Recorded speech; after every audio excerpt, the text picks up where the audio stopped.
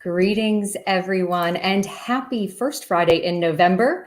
Welcome to Logtech Live. I am not Eric Johnson. Eric is on his way home from the IAPH Ports Conference in Abu Dhabi, so he has entrusted me with the keys to Logtech Live today. My name is Angela Czajkowski, and I'm currently the head of manufacturing, distribution, retail, and logistics at Hartman Executive Advisors. We are an IT leadership and strategic advisory firm. Now, I do have nearly 2 decades of experience in supply chain, logistics, and business enabling technologies.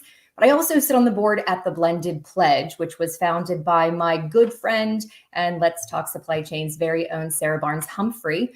I know Eric has talked about the Blended Pledge in the past. Our mission is to amplify diverse voices on industry stages and bring unique perspectives to the forefront.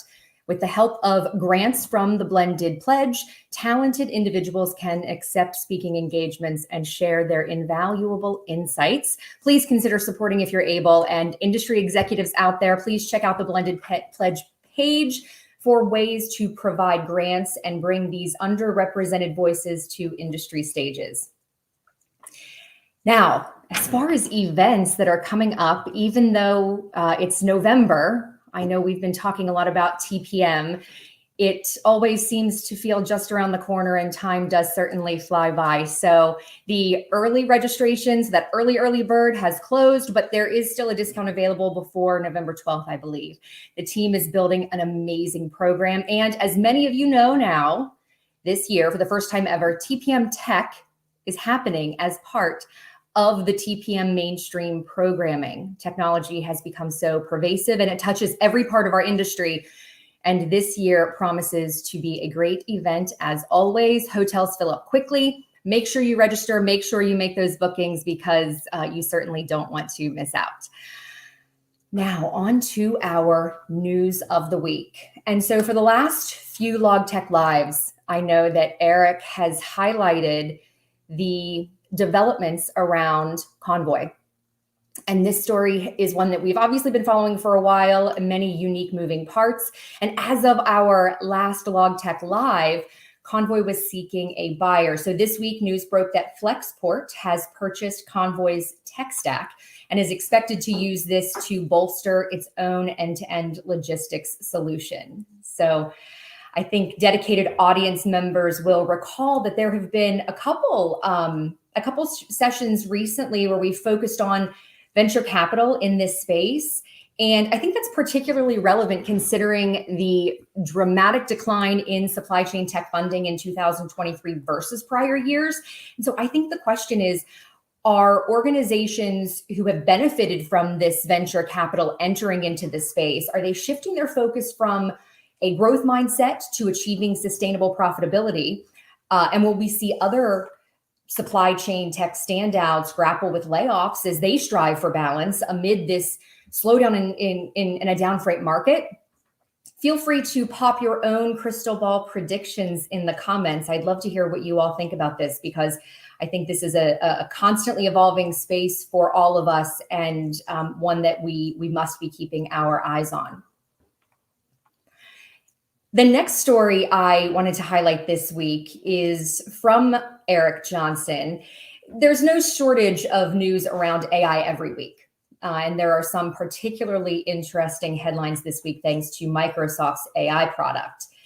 From individual applications to ROI assessments from larger corporations. I think this product is going to be tied to dozens of use cases in the days ahead, no doubt. But I think it's worth noting that Eric's article about, and hopefully I think we're linking this in the comments as well, so be sure to check this out. Eric's article about AI in the freight audit and payment space is well worth the read. It features insights from Sean Smith, the VP of product at Denim. And I'll admit, this opened my eyes to an AI application in logistics that I had never really considered.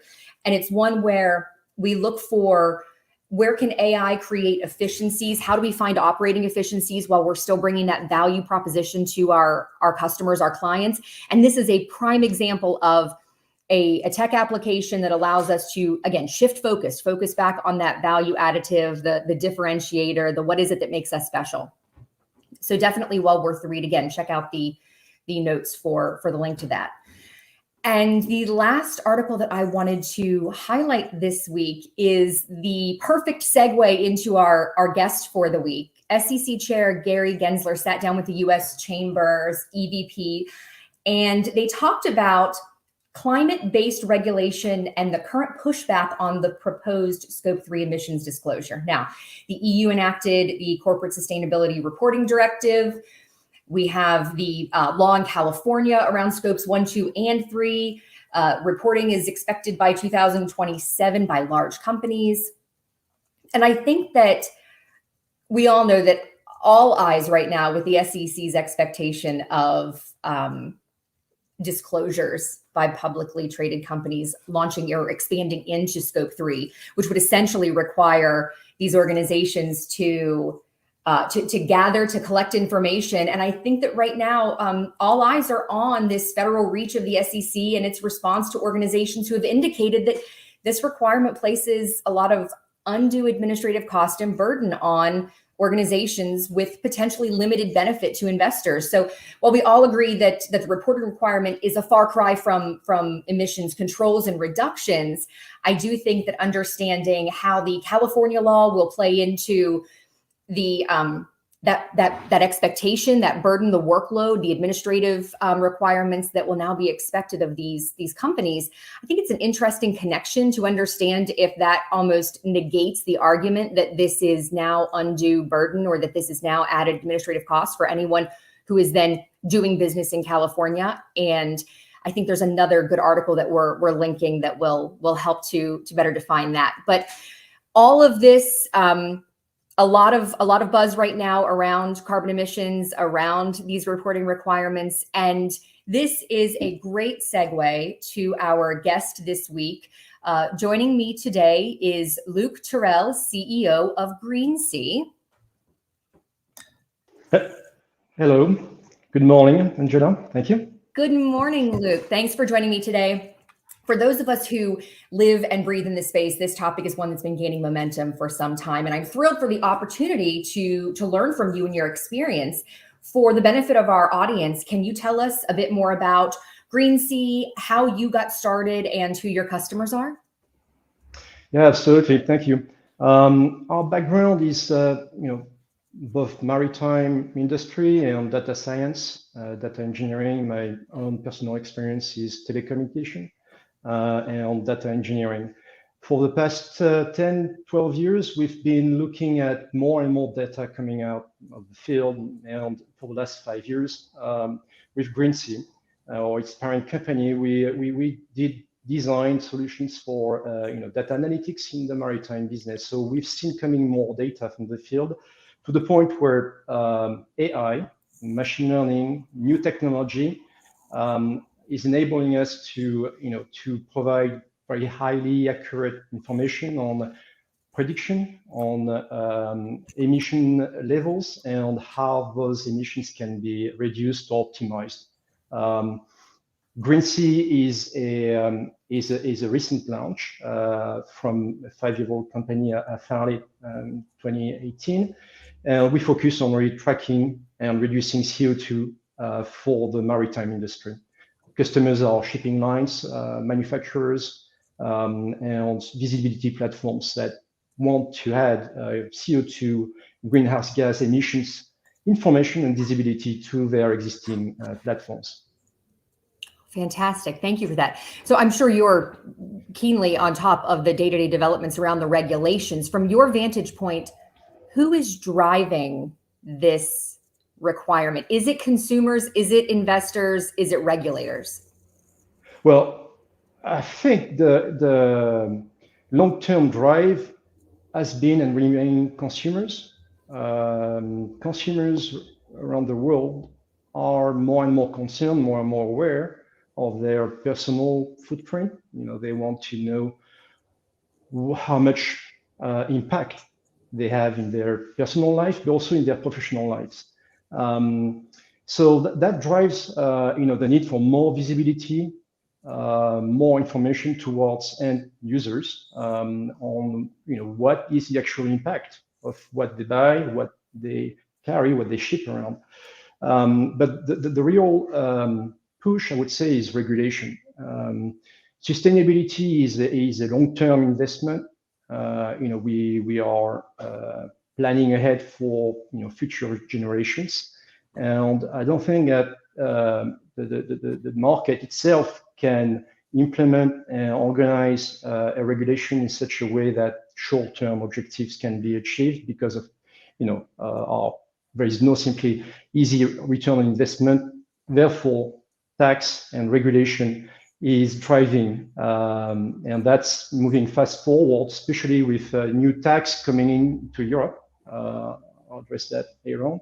But we see many countries and many bodies enforcing both reporting and also tax on CO2 regulation. Do you imagine, so I heard you say that we as consumers, and I think you're spot on, we're far more aware of what we're purchasing and how our purchasing influences components such as CO2 emissions. Do you imagine that consumers will make purchasing decisions based on these outcomes? So based on the reporting outcomes or what we learn once this information is made widely available to consumers, do you imagine that the consumers will make purchasing decisions on that? And if so, if I can ask the second part, how will companies with no control over emissions exert influence over those who do, so as to offset that I guess, consumer response? Well, on the first question, yeah, I think CO2 impact is becoming part of the equation. 10 years ago, maybe we were looking for price and quality. Now, I do believe that there is a third, element in that equation is that what we do, how we live, what we buy does have an impact. That's no matter what we do, but how can we do to limit and be more sustainable as human beings, but also as organizations?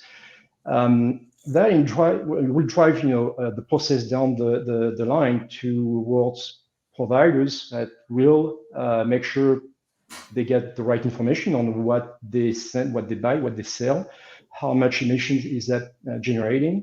And so to address your second question on how company can have an impact when they don't actually operate ships or airplanes, well, they need to compare. They need to buy and buy smart, meaning that they need more information. They need data intelligence to understand what they buy, how much impact it's going to be, and be able to compare different providers, different carriers, and select not only the best quality to price compromise, but also a third element, which is the greenhouse gas emissions. Now, that being said, I think the regulation is simply adding or simplifying that equation because it's adding a cost on the top of shipment. The tax is just there to increase fossil fuel cost based on greenhouse gas emissions. So the most efficient carriers and most efficient companies will have the least tax and the best cost ratio, and I think it's it will remain the same buying logics for everybody. It's just that one new element will be introduced and integrated in the cost structure, therefore in the pricing of shippers and shipping lines. It's interesting. So really for a purchaser, a procurer of freight services, that shipping tax will actually be a leveler in terms of those that are more efficient with lower emissions and who are, I guess, being more mindful will have a lower tax, and thus it won't trickle down into that bottom line paid by shippers. Yeah, I think it's a long-term investment and recently Europe has introduced and is enforcing what's called ETS, which stands for Emission Trading System, which means that pretty much all maritime activity, might be shipping, cruising, will be taxed starting next year, January 24, no matter where the carrier is originating. All ships or all shipment in and out of Europe or within Europe will be taxed based on carbon emissions. That's a gradual tax coming up for the next 3 years. What that means is that consumers in general will have to pay a part of those taxes. To give you a flavor, 2026, we expect those European tax to reach about 10 billion per year, based on volumes that are actually planned for within 3 years of maritime activity. So those 10 billion euros will be passed on down. I mean, shipping lines won't absorb those, and you can expect to see some surcharge on container pricing. We focus mainly on intermodal shipments. That's what we know the best. So we know that for a fact that intermodal cost will be increased because of emission surcharge that will pay part of all of those tax that are coming to play in Europe. Now, frankly, I do believe we do know of other administrations that will enforce similar tax to pay for their own, sustainability politics and policies. And that's a long-term drift in terms of economic balance between shippers and shipping lines, and those tax will be another element into the cost structure of all shipments. So when we talk about the measurement component, which I do think is on the top of everyone's minds, is how will I measure? Scope 1 and 2 aside, but really scope 3 in particular. But what has been the greatest challenge in measuring scope 3 emissions for 3PLs and for shippers? We see our purpose as being able to transform high-level emission data from companies, from shipping lines, from vessel down to the container level. What it means for me as a shipper, as a cargo owner, to ship, a 20-ton, 40-foot container from X to Z, and that information has to be actual, it has to be accurate, has to be updated, and that's what we do with Greensee. We take into account actual emissions that are already published for vessel and shipping lines are already accustomed to, and they do publish. They go through MRVs, all kind of compliance about emissions as a company. Each vessel now has to publish its emission intensity index. What we do at Greensee is we transform those data into container level information that can be read, but that can be understood by the market, by shippers and consumers at the end. And that's where big data and AI is useful, because there is more and more data available on the market. With a mix of historical data, new IoT data, machine learning and deep learning technologies can help us create those models that are accurate enough to tell how much emissions is going to be generated by any container trip, any container vessel throughout the world. And that gives it visibility and the tools for both shipping lines and shippers, for the whole industry, to plan and also to buy those allowance for ETS when they do business in Europe. So what existing technologies today can be leveraged to meet goals around emissions, not just monitoring, but I guess reductions? Well, I think the long-term technology, long-term being 20, 30 years, will be synthetic fuel, e-fuels. We talk about a lot about e-methanol, ammonia, hydrogen, those kind of fuel. We don't see those fuel being available for the maritime industry for a long time, maybe 10, 15 years. There are a couple of reasons there. First of all, those fuel are very expensive. Airlines are planning to use those synthetic e-fuel, SAF, because it makes economic sense. They emit a lot of greenhouse gas emissions per passenger, per kilometer, using e-fuel makes economic sense, and most of the new production of e-fuels will be booked and reserved for, in our mind, for the airline industry. The maritime industry is, is I think gobbling like 300 million tons of fossil fuel every year. It's massive. It will require, hundreds of factories to produce enough e-fuel for the maritime industry. So it's not happening tomorrow. That's a long term. So yeah, 2030, 2040, 2050, I think e-fuel will be the answer to zero emission maritime shipment. Until then, I think the answer is optimization, reducing fuel usage, slow steaming, that's already in place, optimizing routes, optimizing equipment, optimizing operations. All of those little optimization can add up to about 20% savings today without any significant investment, without any risk for carriers, for operators. And that's available because both the data is there and the technology, AI technology is now mature enough and precise enough to tell and provide actionable insights that can be used by those players to simply improve and do a better job or more efficient job from a CO2 point of view, not only from a cost point of view, but from a CO2 point of view in terms of shipment and the shipping containers are concerned. That's pretty much what we see happening for the next 10 years, optimization of shipment. And then gradually we will see new fuel being deployed, new ships. But I believe 2023, the orders in new ships are still above 90% of new vessels built for fossil fuel, both heavy fuel and liquefied gas, which is a fossil fuel.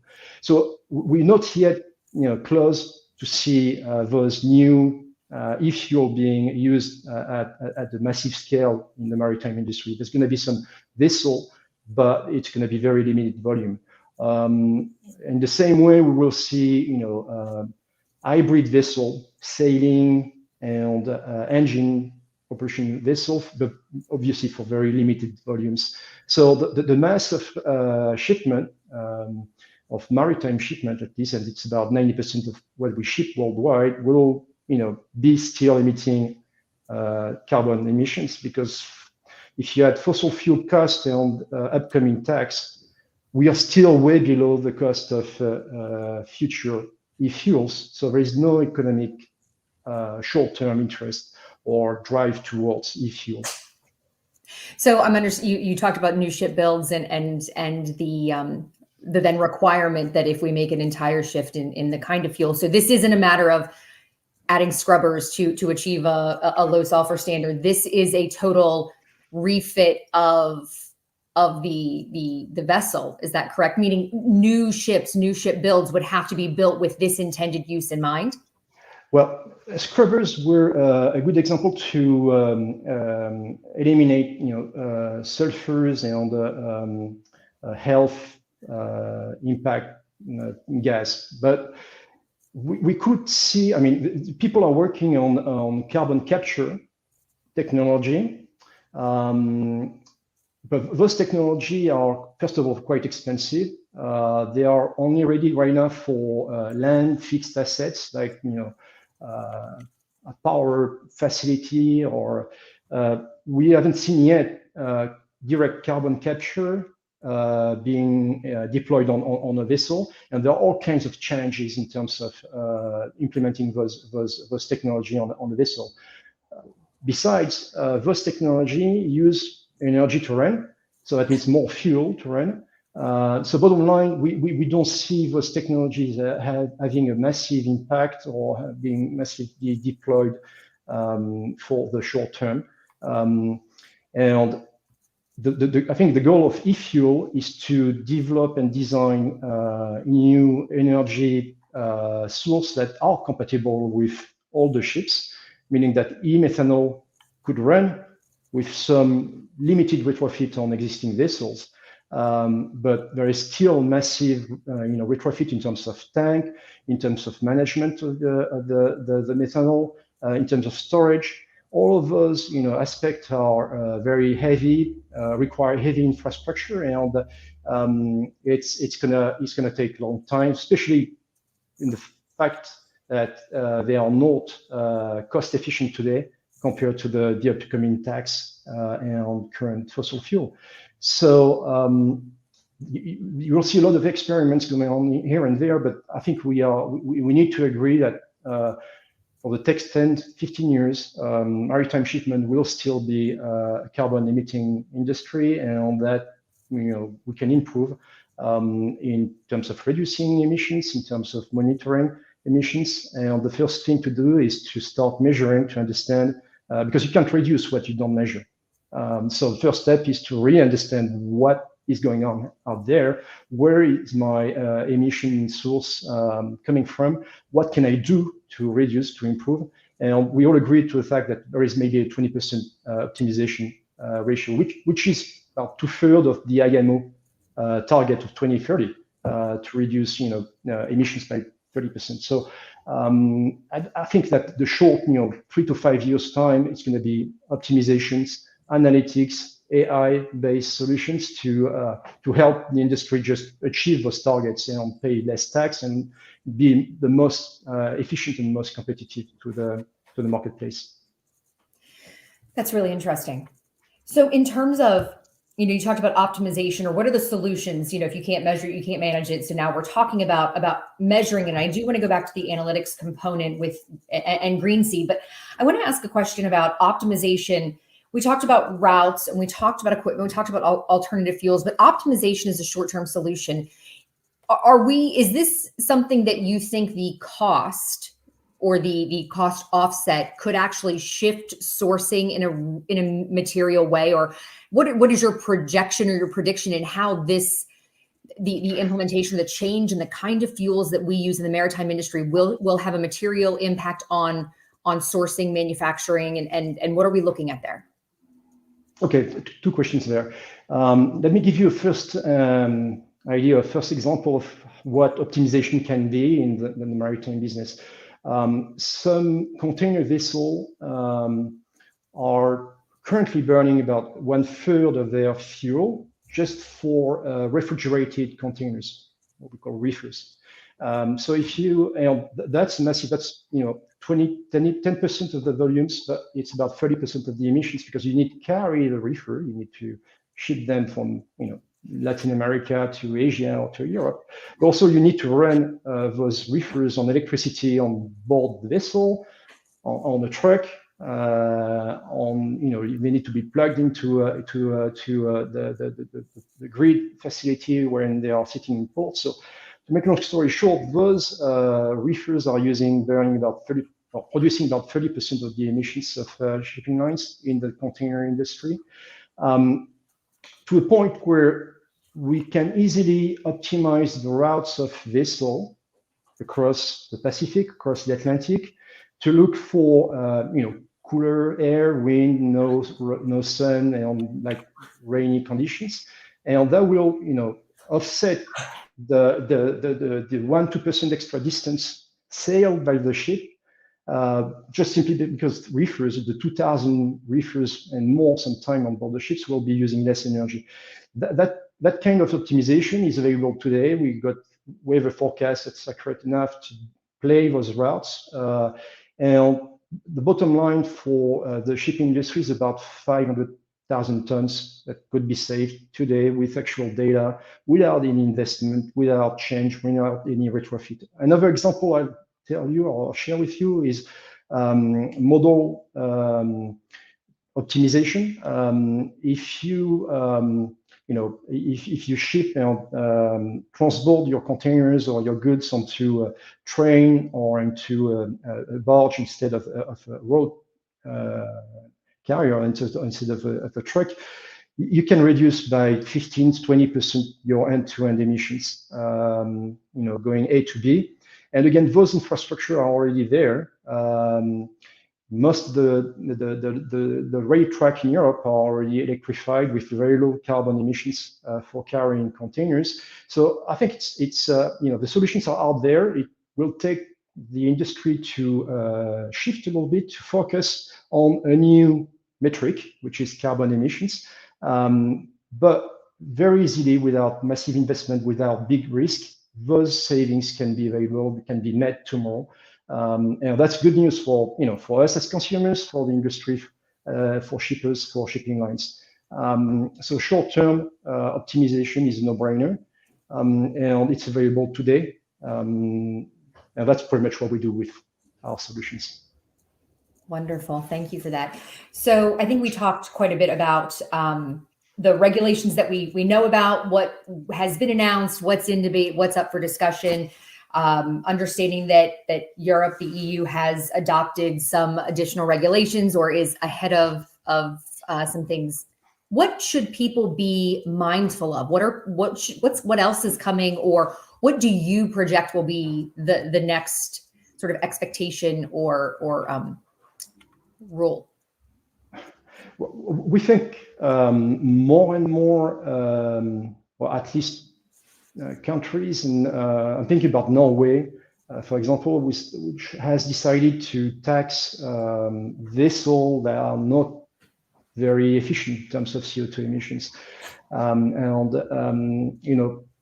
We see more and more countries looking at those kind of decisions to push the market to tax more polluting vessel and try to shift the investment towards newer and more efficient vessel.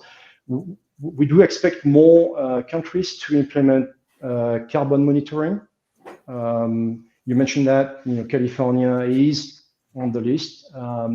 All of Europe is. We do expect more and more Western countries to enforce carbon monitoring and carbon publishing in their financial accounts, because bottom line, those are social responsibilities for companies, and it will. I'm pretty sure that within 5 to 10 years, any company will have to publish very accurate carbon reporting. Because we don't realize now that we are actually using a common good, which is just fossil fuel, and producing carbon emissions has a negative impact on the community. So monitoring what companies do and keeping track will be part of that education process for everybody to understand, measure, reduce, and be more accountable for those type of emissions. So we see simply more countries going to, but carbon tax goes back, I think, 2005 in Europe, with utilities being taxed for the last 20 years. Airlines are being taxed as well, and we'll see more and more industry as well being taxed. Because that tax is a way to re-inject some of the money in the sustainability policies. So yeah, that's I think what tomorrow is made of: more tax on fossil and on carbon emitting businesses, and forced investment into new technology and into sustainable business. It's interesting, one of my questions that I have been, I guess, tossing around in my mind is who's footing the bill for all of this? And I guess that question could go in a number of different ways. We're talking about the tax. We're talking about how the offset of the tax actually does benefit in some ways as you select your providers. But to me, I think that your comment there on what those taxes do, what they fuel, and the fact that it's really about investment in new technologies, and that ultimately we will widely adopt this, and it's a global evolution that we're looking at in terms of the cost. Yeah, definitely. I mean, no question about consumers will pay for those tax somehow, someday, because we simply as consumer use that ordering goods throughout the world like we're next door. I don't think people will change that. They will simply agree to pay a little bit more. The tax mechanism is just a financial or it's a policy to re-inject some of that, some of those expense into longer term sustainable business. So I see it as just as a transfer of short-term expense from consumers into longer-term investment from companies that will take those challenges in terms of bring to the world, to the market, low carbon systems and technology to keep on growing, to keep on having a global economy like we used to have, like we enjoy, but in a more sustainable way.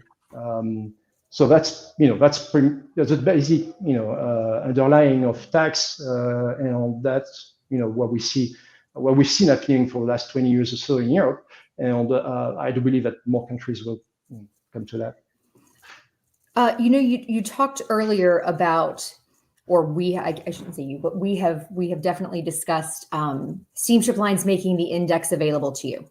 So that is, you're able to use that as a baseline, and then there are certainly calculations that help you to derive additional data points. In terms of other participants within a supply chain, let's talk about smaller trucking companies. Let's talk about, maybe the rail wouldn't necessarily count as a smaller company, but are there firms that will struggle to, or are there participants within the supply chain that you imagine will struggle to make this data available? No, and well, the answer is if it's not available, there's enough data out there available to use as a benchmark, as a baseline. You mentioned the trucking industry. There is, very solid, robust data per country, per continent on how much the trucking industry is using in terms of or emitting in terms of greenhouse gas. And that's robust enough to compare, different routings, different intermodal modes, compared to train, compared to the barge transportation, and we can even take into account different, fuel like biofuel and those kind of fuel which are already reducing CO2. What it does is, companies will strive to show that they do a better job, because again, those carbon emissions will add up as a tax, as more cost to end users, and head start in terms of sustainability in the logistic business will give a competitive advantage, competitive edge on those companies that are able to produce actual data that can be used so that they can prove they do better than the baseline, than the average. And starting with vessel, IMO has enforced, the CII, Carbon Intensity Index, on all vessel, and that is useful to understand exactly what is the actual or the predicted efficiency of any vessel, and translate that into container level emissions for your customers. We've seen the same from different logistic providers who are monitoring their fleet, and will make sure that if they do a good job, share those data, so that that creates a competitive advantage compared to the other logistic companies. So data is going to be, the logistic business will become data centric. No question about it. It's been a bit lagging behind compared to airlines, compared to other businesses, but there is no way around, first of all, producing and verifying, actual and correct data to be shared with your customers, with your ecosystem, within your ecosystem, so that you can monitor, you can understand, and you can also improve on your own operation and share those, good news and with your customers to stay ahead of the game. So that's pretty much what we see. A really great comment came in through the chat. Thank you, Noreen, for this, talking about benchmarking, and there actually might have been another one in the comments about this as well, about benchmarking or understanding what is good. It's we're measuring and now we can focus on improving. But what does good look like? What does a good score, a good number, a good output, a good level? How do we define good? And yes, I guess continuous improvement is maybe best, but what does good look like? Or how would a shipper or a consumer, how would somebody know when they've achieved good in this number? That is pretty much our baseline at Greensee. What we do is we collect our customers' data, and we estimate. Well, first of all, we break down those actual data by legs, by ocean, land, and all kind of transport mode emissions. And we look for optimization tools. So we look for solutions to reduce and create a baseline, which would, it's kind of a target emission data for any shipment, for any trade lane. And there is no one single good-looking shipment. It's specific to what you're shipping, where it is, the type of cargo, if it's refrigerated or if it's dry. And so all of those are very quite complex, and a lot of data and a lot of parameters. That's where the AI and that's where the big data platform come into play, because that's how we can produce accurate benchmark baseline reference data for the providers to shoot for, optimize, and have a target, but also for consumers and shippers to look for. And that's how how all industries are evolving, and constant improvement and evolution on the and matter is being able to have metrics on that, accurate metrics to measure how much improvement and to move towards a baseline number. And I won't go into details on how it's quite complex, but that's the underlying methodology that we implement, that we deliver at Greensee.